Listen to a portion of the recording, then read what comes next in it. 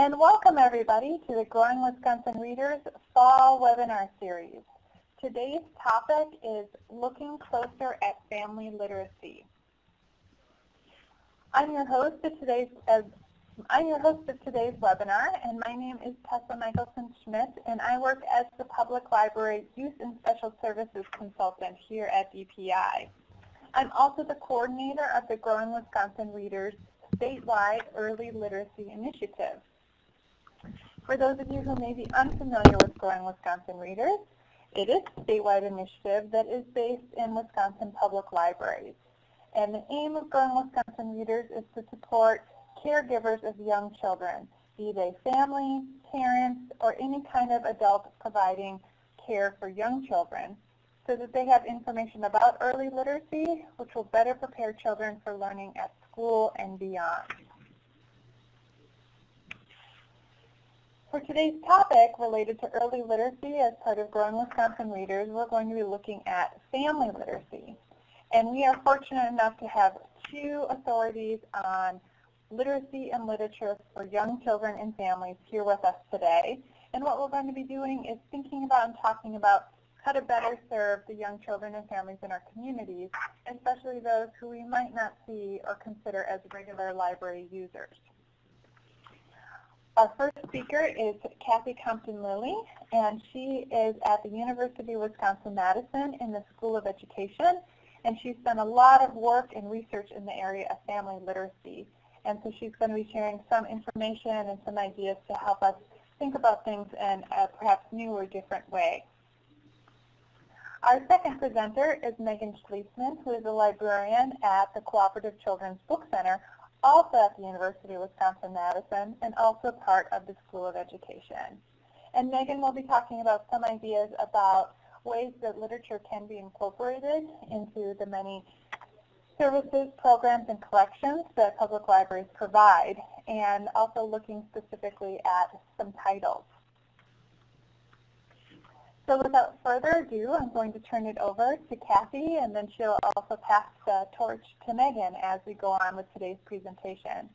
And again, as a reminder, feel free to put any questions or chats that come up in the chat in the lower left of the screen. So Cathy, now your turn. Welcome. Thank you. It's my pleasure to talk with you all today. It's always a nice opportunity to talk about something you really love, and literacy is something that's been very important to me. Before I came to the university, I started out as a teacher, and I taught for 18 years, mostly in first grade. So I spent a lot of time teaching kids to read, and especially kids who came from lots of different backgrounds. So I worked with kids from Puerto Rico, African-American children, Hmong children, and really I'm very interested in how do we help all kids become excellent readers and writers. So I know that these challenges that we face around diversity and making sure that our schools and our programs are serving all kids, and that the materials we're using with them around literacy are accessible and interesting to everybody, is something that we're all working on. So as I think about family literacy, I want to think about families as rich spaces where there's amazing resources and knowledge and great ideas that we can build on. So interestingly enough, I'm not going to talk about just storybooks. Megan's going to talk to us a lot about storybooks today, but I'm going to start thinking about literacy in families, and I want to think about it as more than storybook reading, more than teaching kids their alphabet letters, and more than helping kids complete their homework. So I want to think about some of the literacy practices and ideas that are operating in families already. And as Tessa was telling us, these underserved families, families who are doing amazing things with literacy, but those practices aren't always acknowledged, those are the families that I want to think about and talk to you about today. So I'm going to draw on a body of work that we use quite a bit in education programs and when we think about diverse families, and it's called Funds of Knowledge. Funds of Knowledge is a theoretical construct for thinking about what families bring, and it was developed by Gonzalez, Moll, and Amanti in Arizona in their work with Latino children. And their basic premise is that people are competent, they have knowledge, they have life experiences, and those experiences give them that knowledge. So no matter what people's backgrounds are, no matter what language they speak or what kinds of activities they have in the home, they have knowledge and they have understanding about things that can be helpful in learning to read and write. So this term funds of knowledge refers specifically to what we call historically accumulated, culturally developed bodies of knowledge and skills, which is quite a mouthful. But it's the idea that families have been living together, communicating with others, using literacy for practices in the home and beyond, sometimes at school, sometimes in informal settings, and that they have bodies of knowledge and understandings. Some of these deal directly with print and are the ways they use print in homes. It might be letter writing, it might be keeping diaries. Others might be oral storytelling or oral practices that people use. So I'm going to be touching on both of those things as we go through together, because what we want to do is to acknowledge that all families have these amazing resources that we can build on and think about when we want to help them learn the literacy skills that they're going to be using in school.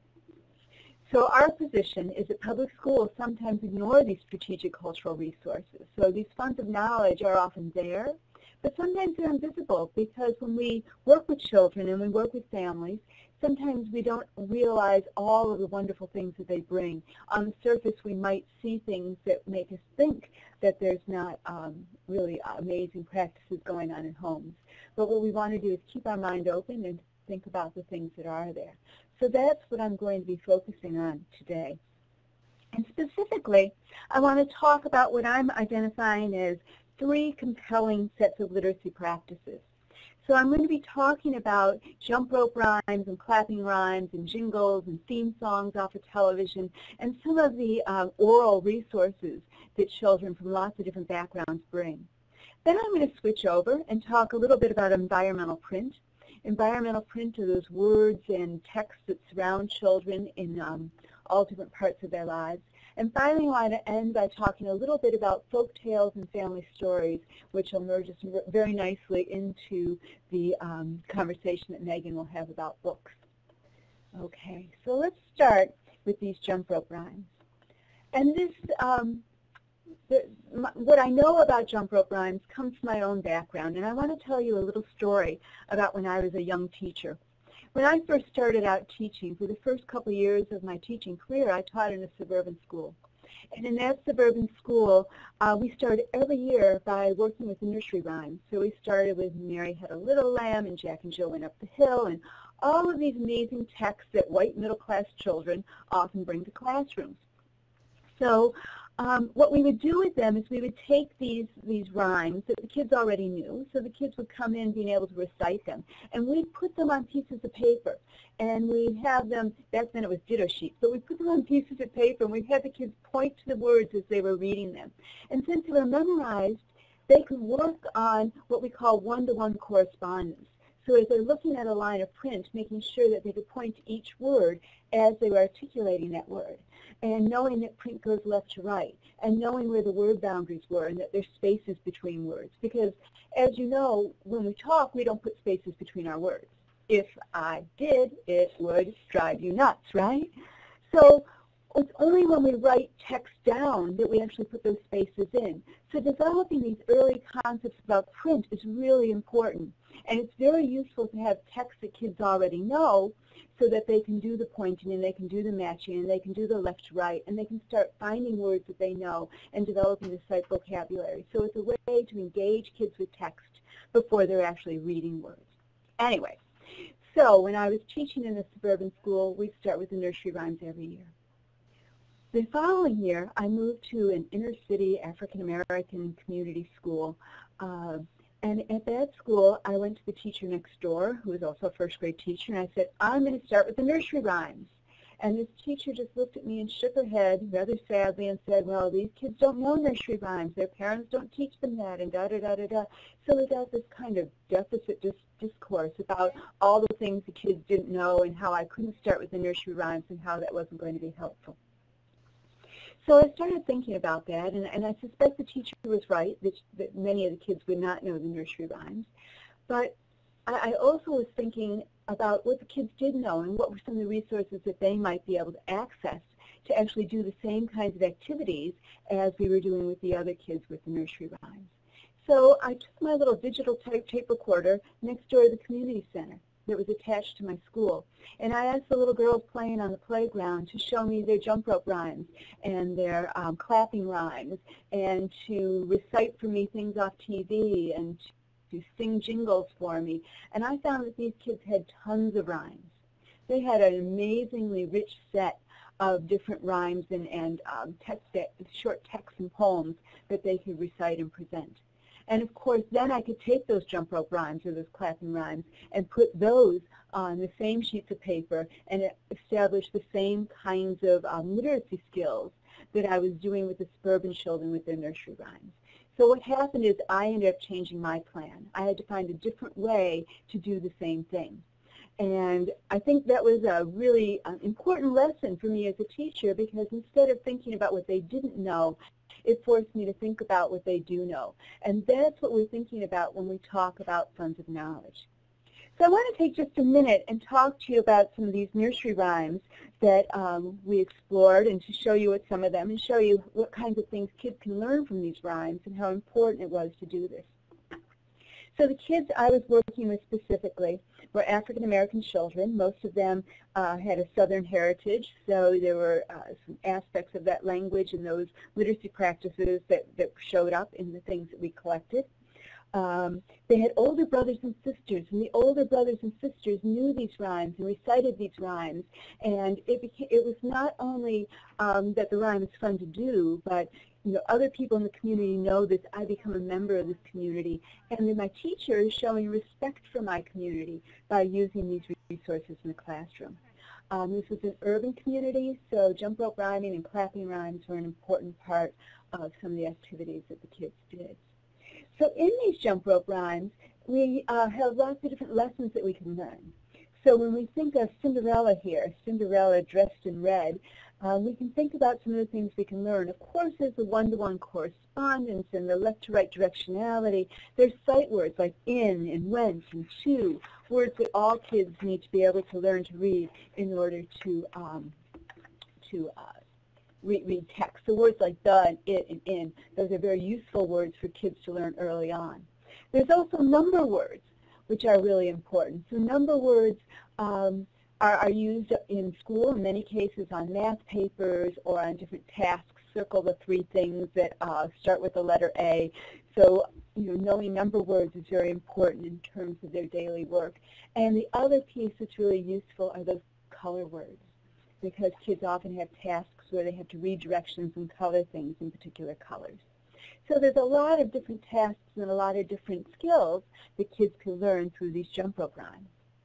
And yes, the boys participated too. So although sometimes the boys, would first make a little bit of fun at it and say jump ropes are for girls, when we set up the corner of the room with some jump ropes and some chart paper with the charts on it, the boys were very happy to participate, because often they wanted to be up and moving around. So at designated times during the day where they would actually go take a jump rope and recite some of the rhymes.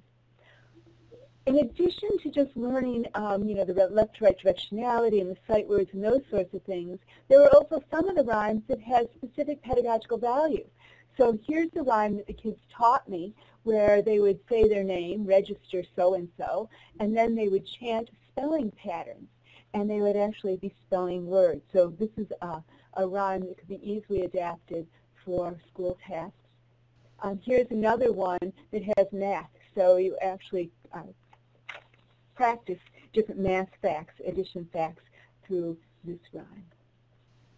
So there are lots of them we collected. I probably collected 20, 30 rhymes during the first year I did this project. Things like Teddy Bear, Rockin' Robin, Miss Mary Mac, Miss Susie who had a baby. I suspect some of these are familiar to you as well. But we ended up with a very rich set of materials for teaching early literacy. I'm going to move on to environmental print. And environmental print includes logos and text that surround children throughout their lives. So as soon as children are born in our society, they're surrounded by print. Virtually all children growing up in the United States are surrounded by environmental print, particularly kids in urban neighborhoods. So we're often talking about kids in the cities, and they don't read and write, and they're not exposed to books. they're exposed to print and lots of it. So this is another resource that we can think about. In some cases, this print is targeted directly at our children. So we have ads for McDonald's or for the zoo. The zoo is, actually the word zoo is one of the first words that many children first learn to spell. So, it's really interesting how environmental print becomes part of their reading and writing practices. Another thing we see kids attending to early on are signs.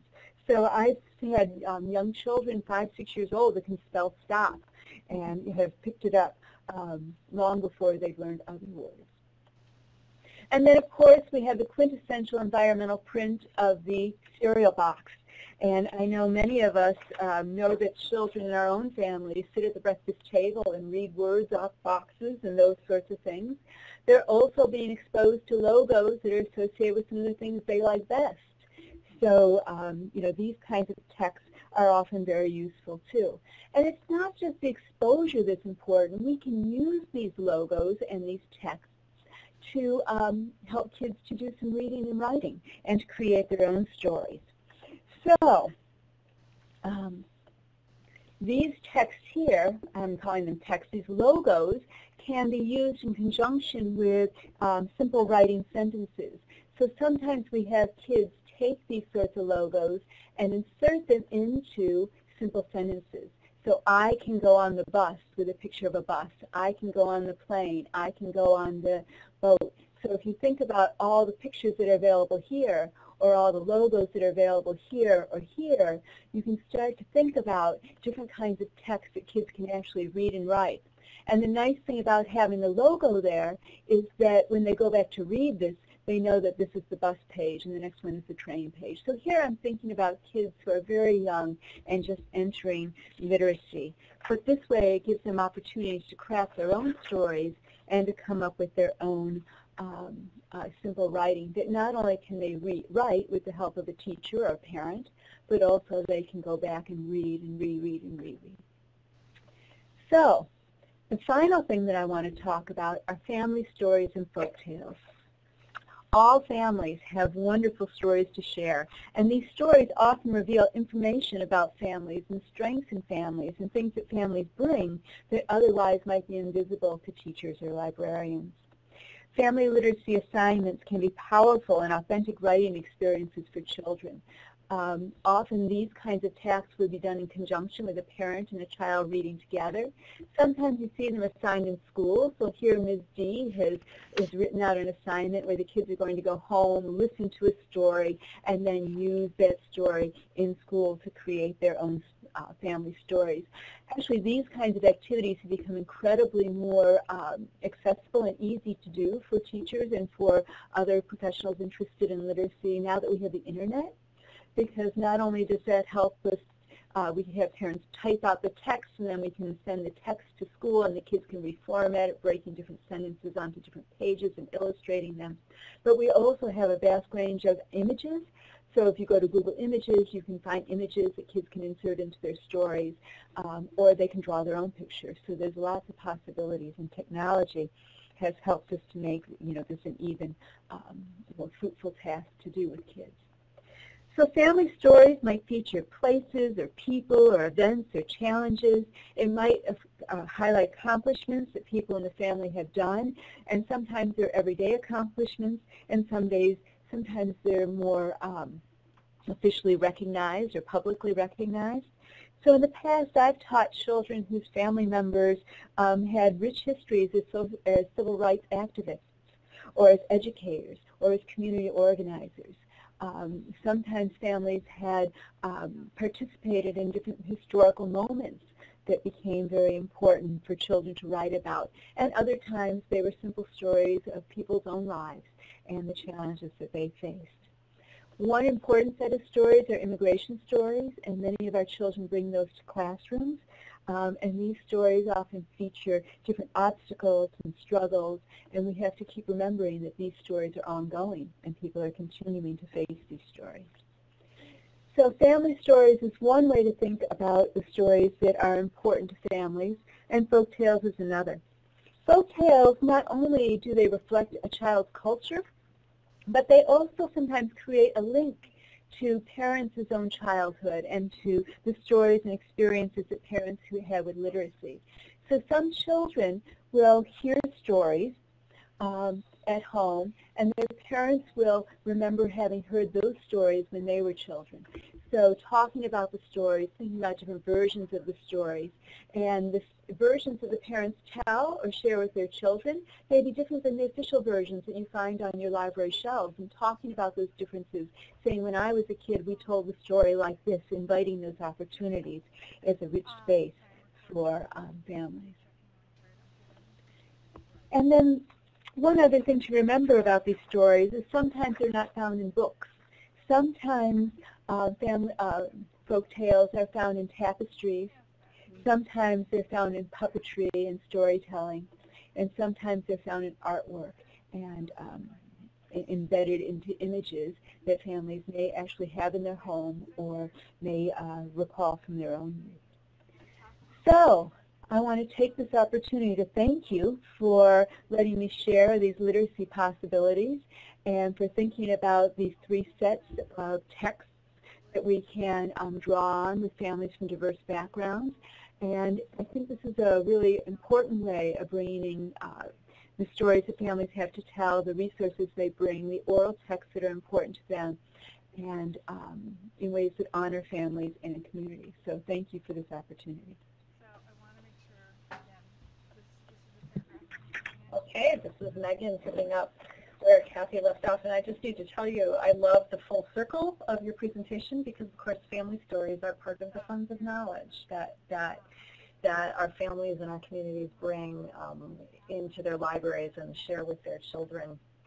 So a little bit of what I'm going to start with as I talk about the whole concept of inclusiveness and modeling inclusiveness and incorporating inclusiveness in what you do in the library. Before I get into actual books, I wanted to talk about a couple of things that I've had the opportunity to hear about when I went to the American Library Association conference over the past year. So as we think about this, reaching out and responding to the needs in our communities, the first thing is actually an article that's an excerpt from a book called Giving Our Children a Fighting Chance, Poverty, Literacy, and the Development of Information Capital. And on the right is the actual article that you can access via Badger link that excerpts this book-length summary of a 10-year study that was done in the city of Philadelphia. And they were really looking at the activity in 2 different library branches in Philadelphia that were about 6.5 miles apart geographically, but worlds apart in terms of the neighborhoods. One of them, the Lillian Moreno branch, is in a neighborhood of Philadelphia known as the Badlands. And the other is the Chestnut Hill branch, which is in a very, very middle-class, upper-middle-class neighborhood of Philadelphia. And so these researchers spent 10 years really observing what was happening in these libraries, really setting up what is it, what are the differences. And they said, you know, when you looked at the resources available in these 2 libraries, they were very, very comparable. But what really differed, and this sort of ties into a lot of what Cathy was just talking about, what really differed was how the families coming into the library, how the people coming into the library interacted with those resources. So in the Badlands neighborhood, you had parents, and exactly what you said, Cathy, these are people who have incredibly rich funds of knowledge and no less desire than the people visiting that really wealthy library to provide opportunities for their children and prepare them to succeed in the world. But the reality is that these were families coming in that were often 2nd, 3rd, and 4th generation families living in poverty. And the difference that that has, growing up in poverty, living in poverty, on your ability to make use of the formalized resources that we might find in the library were just vast. And so they just really contrasted a lot what was happening. For example, they said when we observed what was happening in the preschool area of both libraries, in the affluent library, it was almost always the adult bringing the child in, which was often a parent because these parents were, at least one was able to be a stay-at-home parent or working part-time, but maybe if it wasn't a parent, it was a nanny. They were almost always interacting with the children in the books. In the Moreno branch, in the poorer neighborhood, the children were very often on their own with the books. If an adult brought them to the library, that adult was often busy trying to get their needs met in the library. Maybe it was looking for a job, and they gave examples of ways adults were engaging with the library resources as well, doing things that were really, really important to their ability to economically try to succeed or advance. They talked about the computers, just the way the difference in the interaction with the computers, and they talked about, initially the middle class and upper middle class parents tried to steer their children past the computers to the books, whereas the kids really wanted to go there, so then it was the adult and the child working together to maybe play the educational game on the computer, whereas at the Moreno branch in the other neighborhood, the adults had so little computer experience that they did not know how to interact with the computer with their children, and so the computers there, they weren't educational games. It was really being used, they said, more as a video game arcade for the kids, and often it was the kids who were the much more knowledgeable ones.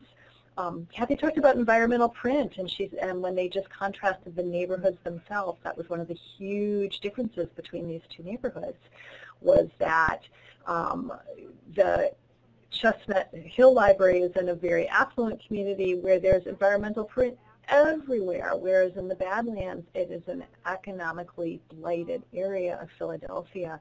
So even the things we might expect to find in an urban environment, business signs, all those other rich aspects of environmental print were absent because there was so little there that was succeeding economically in that neighborhood. And I'll tell you, when I heard this presentation, one of the things I thought was, what a great public library project that would be, of maybe getting a grant and partnering with the community to create environmental signage. So it's an absolutely fascinating study that I think can really give public libraries ideas for ways to think about what they do and how they might interact with their patrons in a way to really help them make best use of their resources. There's a sidebar to the article that talks about, we always talk about leveling the playing field. They're like, no, don't level the playing field, tip it towards the people who need greater support. And then the other program that I had the opportunity to see this past summer at ALA that just ties right into everything we're thinking about today was the Association for Library Service to Children's President's Program on Partnerships, which was called The Ripple Effect. And the subtitle for that was Library Partnerships that Positively Impact Children, Families, Communities, and Beyond. And the program had two keynote speakers. The first was Amy Dickinson, dear Amy, if you're an Advice Column fan. And she is from Ithaca, New York, and she talked about a couple of things. The primary focus of what she talked about was her Books on Every Bed campaign.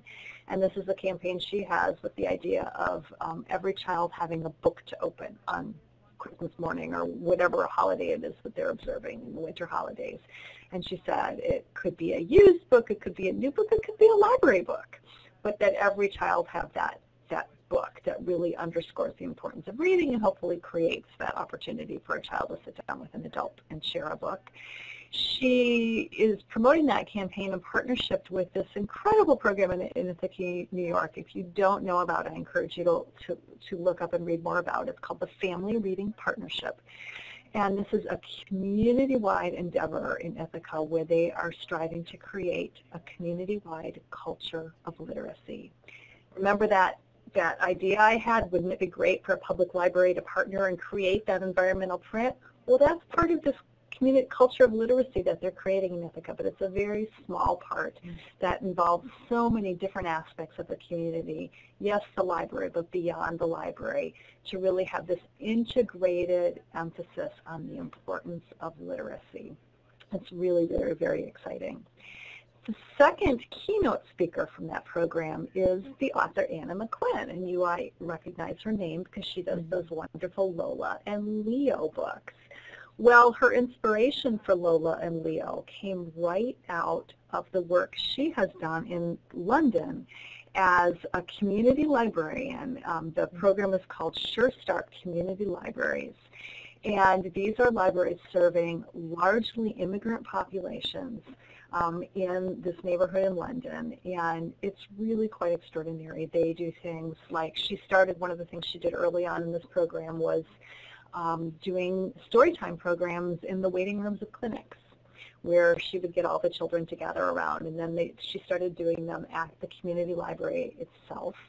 And she really began paying very, very close attention with how to engage these populations that would not otherwise be using this community-based library. And she got ideas like, take pictures of the people from the neighborhood using the library to promote the library, so that people who were walking by would see pictures in the window of people they know or people they would see on the street, of parents and children engaging. If you're a craft lover in your story times, one of the things she did is flip it. So instead of doing a book and a craft, she did a craft and then had everybody gather to read the stories. Because she said the craft was such a great icebreaker, particularly when she was often bringing together people who did not know each other, parents and children, often with different languages being spoken.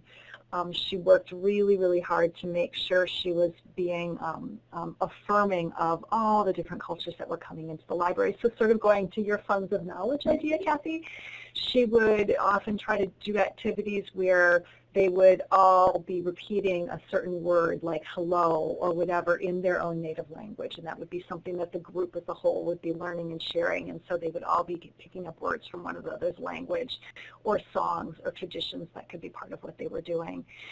She talked about, she ended up having 4 of these groups going, and at the end of one year they decided to have a picnic at the local park.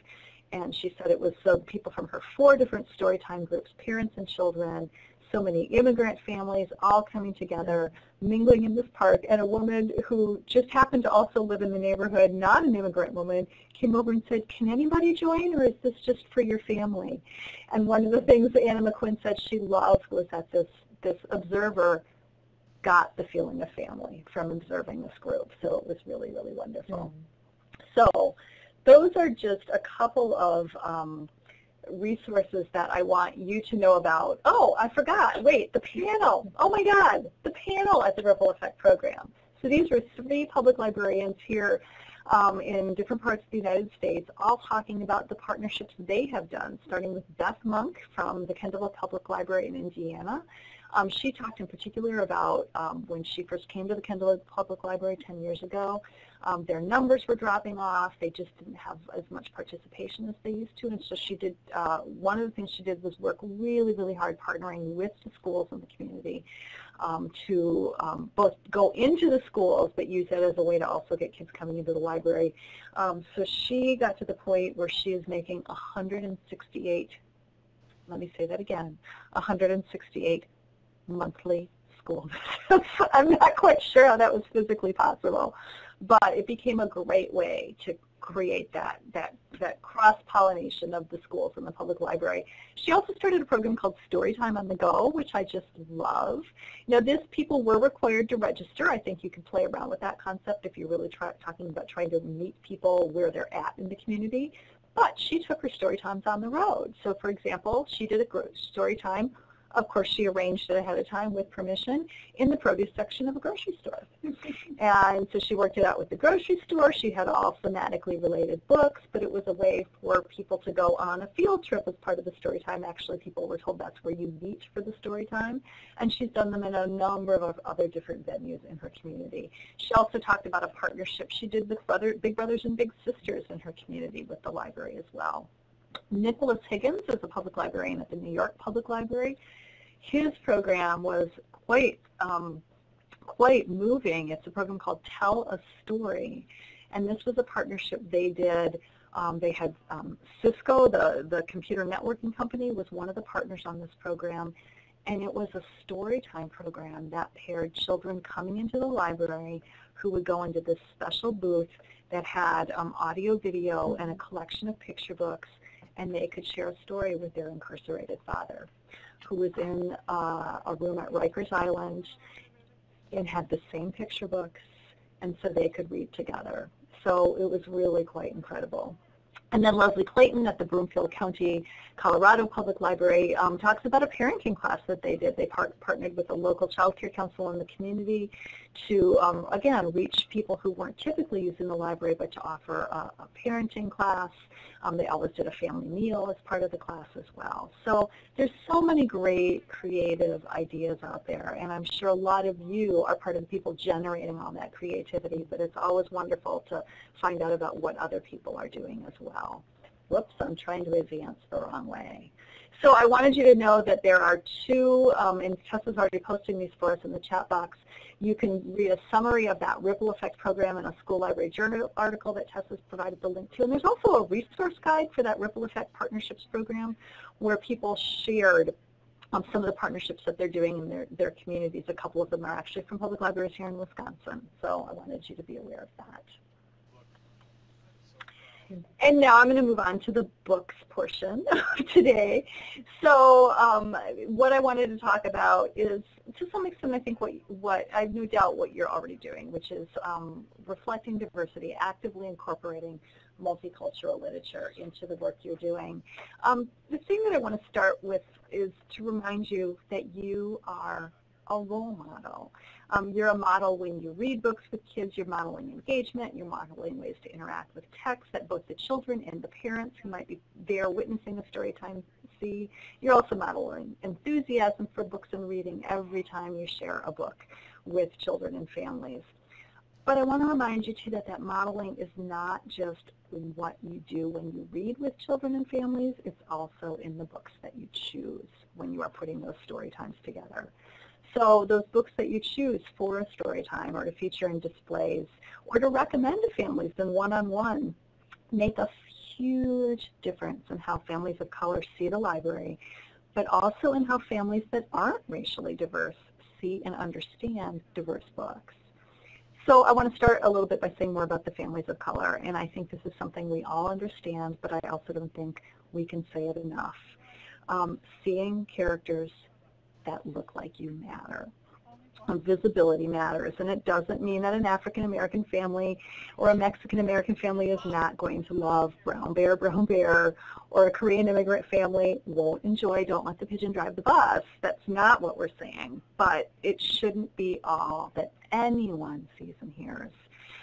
Now, one of the things that I sometimes hear when we have traveled around the state and talk about multicultural literature, especially from librarians and communities that aren't really racially diverse, is that, you know, I buy the books and that's terrific, but they sit on the shelves. They don't circulate. And of course, that's going to differ depending on the population you serve, but I think it's really important to remember that one of the big things we can all do as librarians is to work to make sure, again, that we are modeling inclusiveness. Because when you are incorporating racially and culturally diverse books into story times and displays, not as something special, but as a matter of course, you're eliminating the idea of otherness. And that's really, really critical. Multicultural literature is not about someone else. It's about all of us. And what's really wonderful is you can do that and still do what you're always striving to do, which is choose books that are delightful and engaging and relatable for all children, even as they reflect diverse racial and cultural experiences.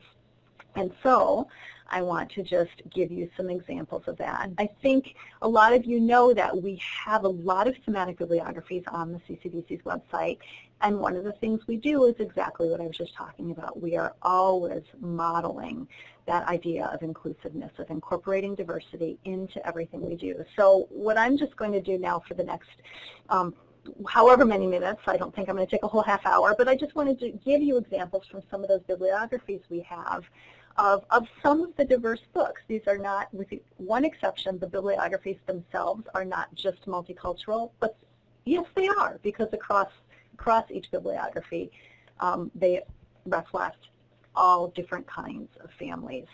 Family Stories, Cathy, the whole time you were talking about that, this was the book I kept thinking about, Cora Cook's Pancit, which is a picture book about a little girl who is Filipino American, And her older siblings always help her mom cook, and this is the day she says, I want to help make the pancit, which is a traditional Filipino dish. And her older siblings are gone, and she is the one helping her mom. And as she's helping her mom is sharing the story of how her grandfather used to cook pancit when he first came to America and was working as a laborer, and he would make it for the other people. So one of the things we know about great books is no book lends itself to one thematic story time. Really, really great books you could use in so many different ways. So here is a great book you could use if you were doing something on family stories and you wanted to share something to launch that idea of share a story about your family. Here's a book you could use in a story time about food, about grandparents, about mothers and daughters. There's so many ways you could think about this particular picture book. Oscar's past birthday. Now this is on our 50 Books About Families bibliography. It is also on a bibliography you may know the CCBC has, but perhaps not. It's called Picture Books, Recommended Picture Books Featuring Interracial Families. Oscar is a little boy who has a black mom and a white dad. The writing in this book is Bob Graham. I almost don't need to say anything else, but I just want to read you the opening page. Perfect day for a half birthday, says Oscar's dad. The birthday boy waves his wet fists. And a picnic, says Oscar's mom. Boris the dog raises one ear. With a birthday cake, says Oscar's sister Millie. She wears coat hanger fairy wings on her back and a dinosaur puppet on her hand. She's excited and the dinosaur squeezes Oscar's arm. Careful, Millie, says Mom. A little more fairy and not so much dinosaur, says Dad. But he's so cute, says Millie. I know, says Dad, as he wraps 3 tuna sandwiches. That is a book that every child can enjoy. A Chair for My Mother. Here's an old classic picture book that, you know, there is never any specificity about what culture the family is in this story. They could be Italian American, they could be Latino. This is a great example of a book in which the illustrations lend themselves to a lot of different kinds of interpretation. And while books that are very culturally specific are really important, I think this kind of book where kids from a variety of backgrounds can potentially see themselves are also really valuable. And this is also such a great family, about a family for whom, you know, things do not come easily economically. But what does come very, very easily is the love that they share. Jacqueline Woodson's Pecan Pie Baby. How often do you get requests for, we have a new sibling or a new baby is coming and I'm looking for some books to share with my older child?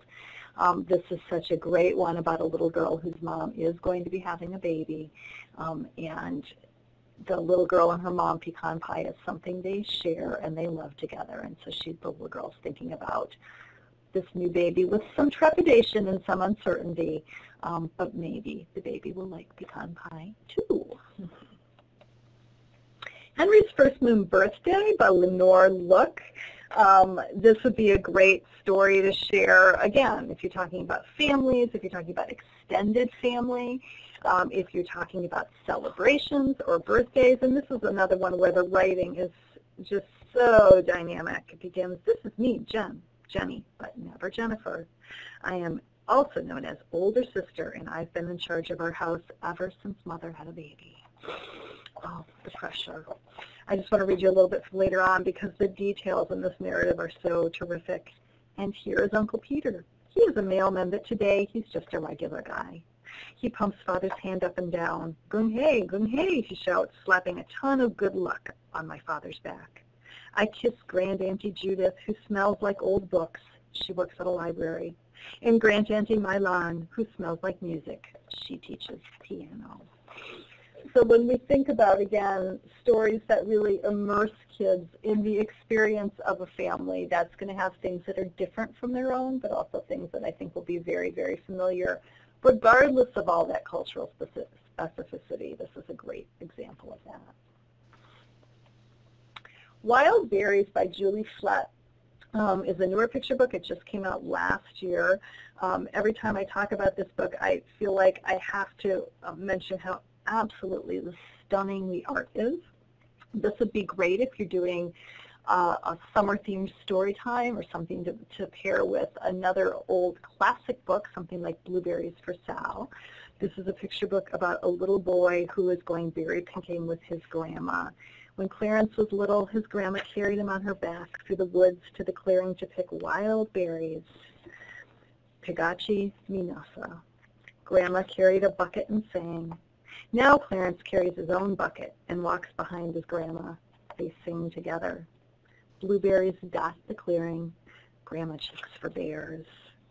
They pick the plumpest berries they can find and drop them into their buckets. Top, top. So I love that top, top. I always love great onomatopoeia in a picture book.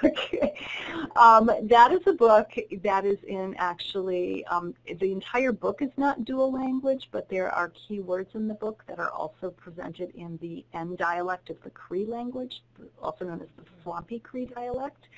And there is a wonderful glossary with pronunciation at the back. 50 books about the seasons.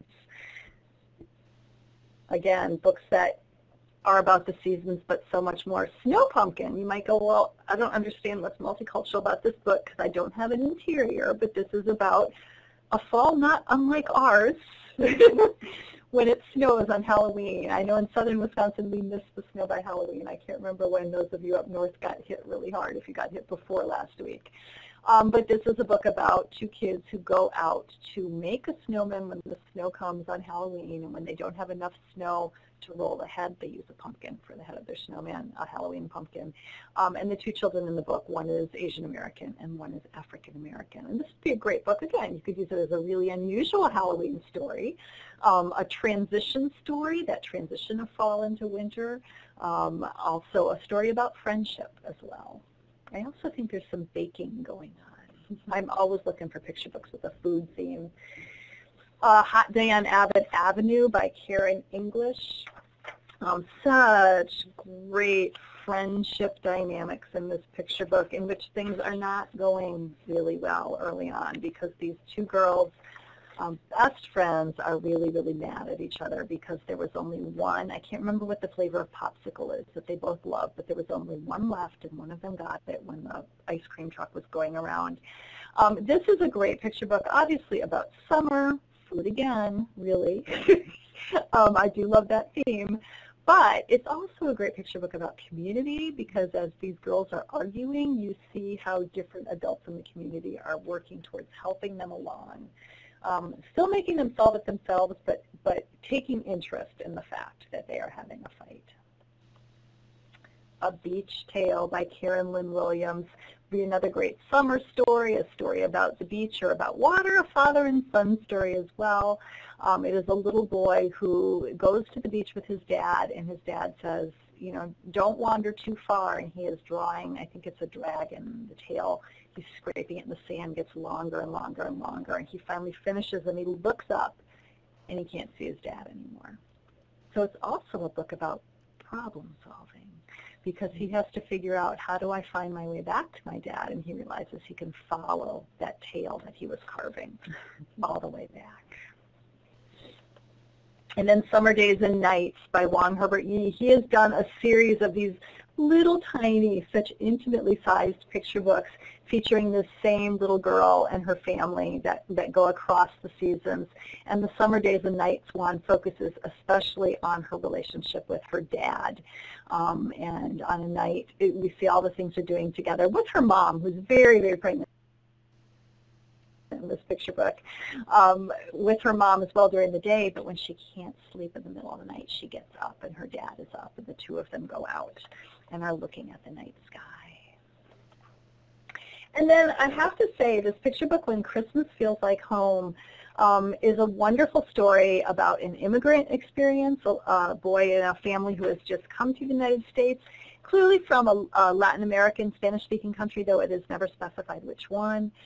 So it would be a great story about immigration, a great story about family tradition, because one of the things that is making him feel grounded when he's in this world in which so much is different and new is the fact that he knows when Christmas comes, they will get out that family nativity that they carved and put it out, and that's going to help it feel like home The problem is, it's only September when the book begins, and it feels like a very, very long wait.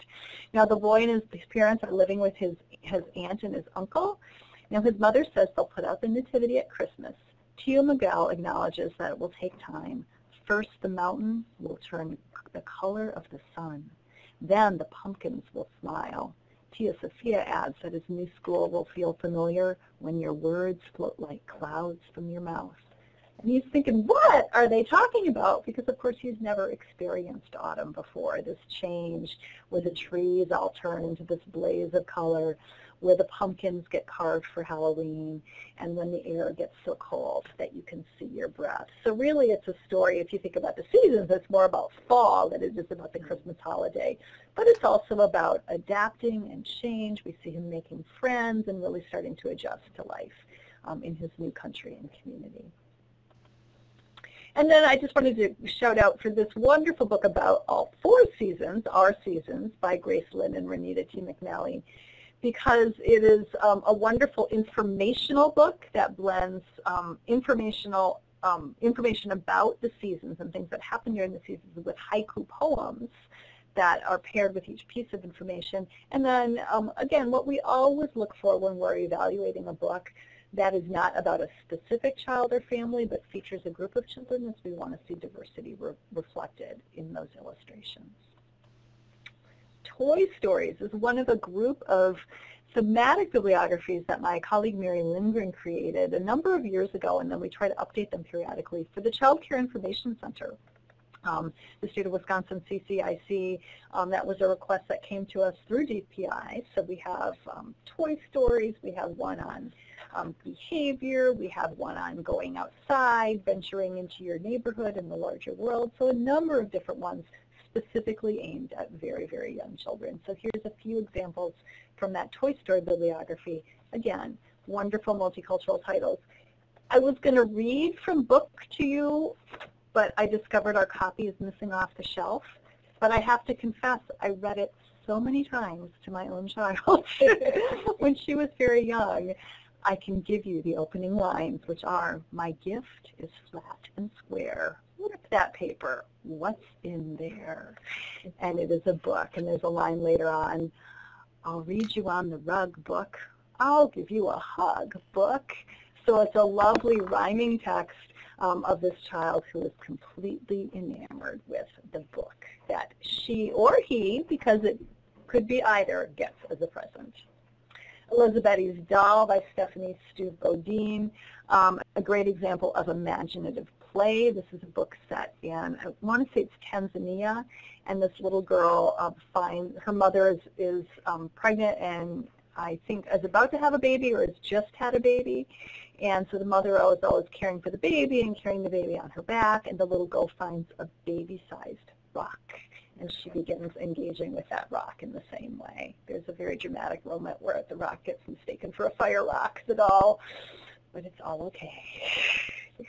And then, of course, the wonderful Nino Wrestles the World by Gigi Morales, which is such a great example of imaginative play. So you could do it in a story time where you're talking about imaginative play. A great story also about siblings. And then finally, I wanted to mention the bibliography Rhyme and Reason on our website, because this is one that is specifically multicultural. This is a request that came to us from the Department of Public Instruction to create a rhyming book list that featured multicultural titles. So the great news is there were a lot that we could pick from, and I've already covered a couple of them, but I want to give you a few other examples. Cynthia Cotton's Rain Play be great for a weather story time as well, or a spring story time. Really, really simple rhyming couplets with some great automatopoeia as well. At the park, the sky grows dark. See the breeze toss the trees. Flip flop, drip drop. Rain begins, cools our skins. Raindrops splatter, people scatter. And we're following this same group visually as they finally take shelter from the storm. Los Gatos Black on Halloween, another book illustrated by Gigi Morales, this one written by Marissa Montes. So a really unusual Halloween story because, of course, Not because it's multicultural, though that's a great dimension of it with wonderful Spanish words integrated into the text.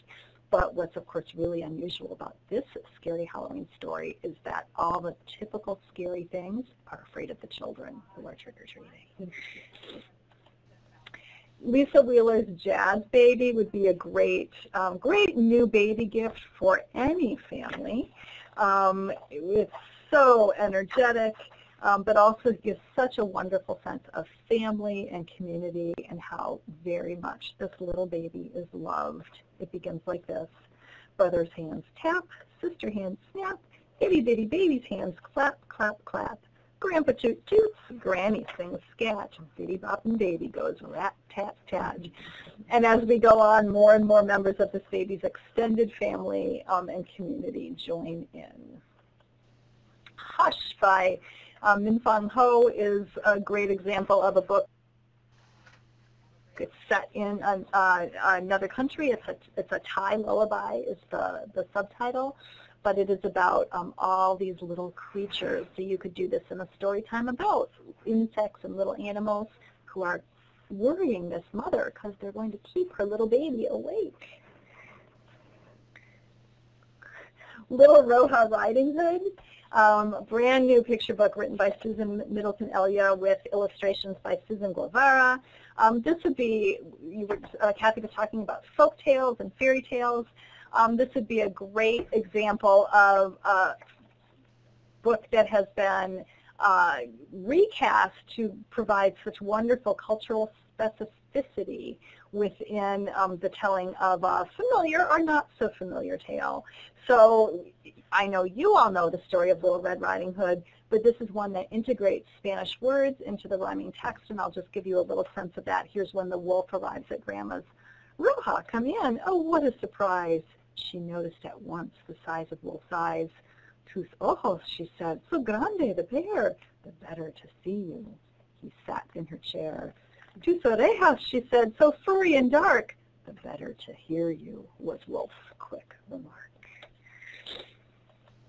And then finally, the last book I'll mention, When Winter Comes by Nancy Van Lan, another one I could practically recite by heart because I read it so many times when my daughter was a very young child. And this is very much like the Vera B. Williams, A Chair for My Mother book. This is a book where the child looks white, but also looks like it could potentially be Latino. Perhaps one of the parents could be Latino. So it's a book where kids can potentially see themselves in the pictures. The other thing that I love about this book is that child could be a boy or a girl, and actually even the adults in this picture book, it could be a man and a woman, or it could be two women, depending on, I think, what your own experience is. That might be how you read the illustrations. And this is a really lovely text that begins, where, oh where do the leaves all go when winter comes and the cold winds blow? The leaves go tumbling down, snow is their blanket, bed is their ground. Where, oh where do the flowers go when winter comes and the cold wind blows? Their petals wilt, but their seeds burrow down to rest underneath the leaves' golden crown. And so we go on in this picture book where we see this child and two loving adults out in the natural world just observing what all these different things are doing at this very time of year in which we are all currently huddling in mid-November in Wisconsin. So that is it for the books. We were having some technical problems going on in the background, so I hope that all came through okay without any glitches. We do have time if you have any questions that you want to put into the chat box. Cathy or I can try to respond to those. So let us know if there are any. Thank you so much, Megan, for all of those great titles and great insights into how to use them, whether, again, it's in a program or just something in your collection or a display, or all the different ways that we can make them part of what we're always doing and not just something special. And I shared some of the links that Megan mentioned in the chat box. If you wanted the live hyperlinks, those are there as well. And as I also mentioned earlier, this entire webinar is being recorded and will be posted online so that you can look back and write down anything if you didn't get a chance to do it when an individual slide was on the screen. As Megan said, we are open for any questions or comments. Please don't be shy. We have two great experts with us right now, so if there's something you wanted to know or get input or just share a thought you have from your own experiences in your own community, please feel free to do that. In the meantime, I am going to just make a couple of announcements before we wrap up today. And that is that thank you for joining us for this presentation. This is our fourth of 6 webinars as part of the fall webinar series for Growing Wisconsin Readers. And if you want to know more about Growing Wisconsin Readers or early literacy, feel free to follow the Growing Wisconsin Readers blog. You can sign up for email updates, and you'll also get a handy reminder when the upcoming webinars are scheduled. And speaking of those upcoming webinars, there are 2 remaining, and those will both happen in the month of December.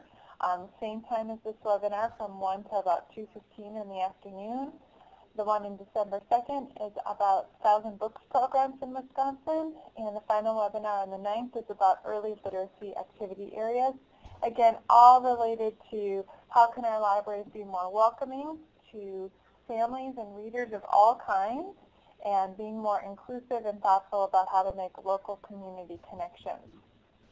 So the things that I just wanted to wrap up, and again, please don't hesitate to put your thoughts in the chat box now, but I just really wanted to share my appreciation for all of Cathy's comments about really taking time to assess who you're serving and maybe who you're not serving by looking at what assets they already have versus examining them and assessing their deficits or your perceived ideas of what those deficits are. So funds of knowledge is a really important concept. It's something that we actually talk about regularly here at DPI, so I hope that you might think about that a little bit or dig into some of the research and articles that were shared, because certainly you could probably walk down your, take some of the routes that you know kids in your community do and see some of the print literacy and other things that they are exposed to, or ask to sit in and be part of a child care classroom and find out what rhymes and jump rope rhymes or jingles that those kids know, and how you might be able to make a better, more authentic connection with the children and families that you're trying to reach. And as for all of the resources that Megan shared, thanks for tying it back to those great presentations that you saw at ALA. I know a lot of us aren't able to go to the national conferences, so thanks for sharing your insights on those and their connections to today's topic. And I really just appreciated all you shared about visibility and trying to make that connection so that both kids and families see themselves in the books that you're sharing, and therefore see themselves as being part of the library and part of a literacy community. So thank you so much, Cathy, and thank you so much, Megan, for being part of our webinar today. I don't see that there are any questions coming up in the chat so far, so I think we will be signing off here. And for those of you who are joining the webinar at a later date online, which I know that many of you will be, please feel free to be in touch with either myself or Megan or Cathy Compton-Lilly if something else comes up. And so I see our last comment coming in on the chat, which was, thank you, this was a great program. Thanks so much for sharing that, Krista, and I hope that the rest of you agree. I, for one, am very pleased with this, and will be thinking about all the things shared for a long time to come. So thank you very much, and we hope to see you again soon at another webinar.